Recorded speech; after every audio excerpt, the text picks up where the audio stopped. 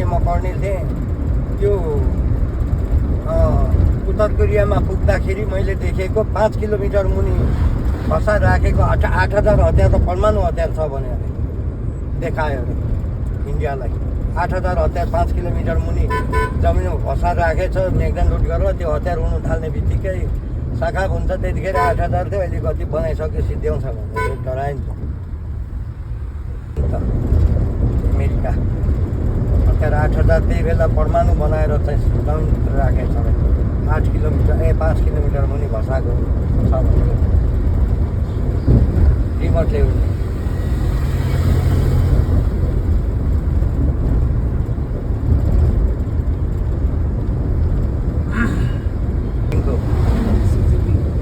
उत्तर कोरिया पुग्यो, रसियाको Benjamin Putin.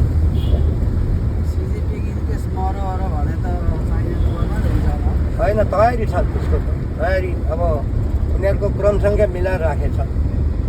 जस्तै इरानले अब अस्ति अब्दुल्ला खामेनीलाई मार्ने बित्तिकै उसले छोरालाई तुरुन्त त्यहाँकोले सर्वसम्मति नियुक्ति गरेको।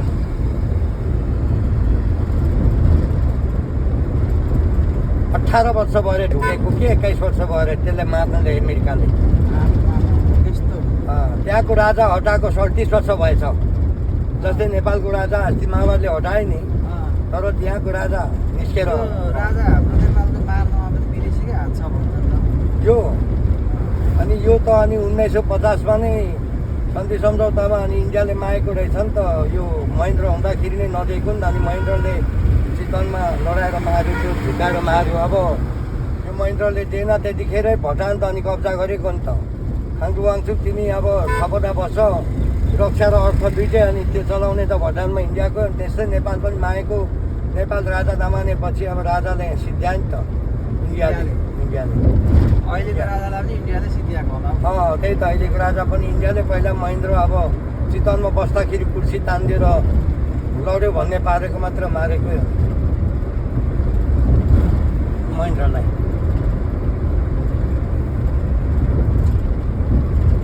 निकै गाह्रो पार्थ्यो कि अहिले अब यो रसियाहरू जस्तै इराक सिद्ध्याएको जस्तो भेटनाम जस्तो सिद्ध्याउँथ्यो क्या अमेरिका र बहुराष्ट्रिय सेना भिडेर। तर चाइनाले यो 14 वर्ष 68 सालमा जर्मनको ब्रलिङमा शिखर सम्मेलन हुँदा त्यहाँको रक्षा मन्त्री चाइनाले के भनेको छ भने युद्ध हुँदा अब सिङ्गल लड्ने हो। त्यसरी भिडेर त्यसरी एउटा मान्छेले 10 जना गएर हिर्काउने होइन, सिङ्गल लड्ने हो। सिङ्गल लड्छ भने उत्तर कोरिया र अमेरिकाले भेट्नु नि त। म हेर्छु तिमीले बाबु छोरा मार्यो के बिगारेको थियो र इराकको राष्ट्रपति सद्दाम हुसेन र छोरा, तर ससुरालीसँग खतम बनाइदिएछ।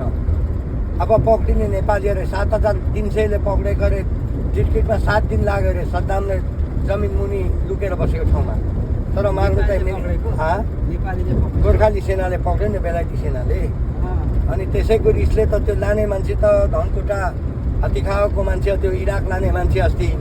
अनि त्यो लाने मान्छे पनि मार्यो। मार्नु चाहिँ रेटेर मार्यो, अरू गोली हिर्कायो नि त। 12 जना नेपाली मारेन इराकमा। त्यही त गोर्खाली सेनाले त्यसो गरेको कारण, त्यही रिसले मारेको नि त। त्यहाँ झुकेर त्यो विद्रोही गाडीमा चढेछ तिनीहरू, थाहा भएन। लगेर एकान्तमा लगेर अनि निकालेर काटेर मार्थ्यो नि त।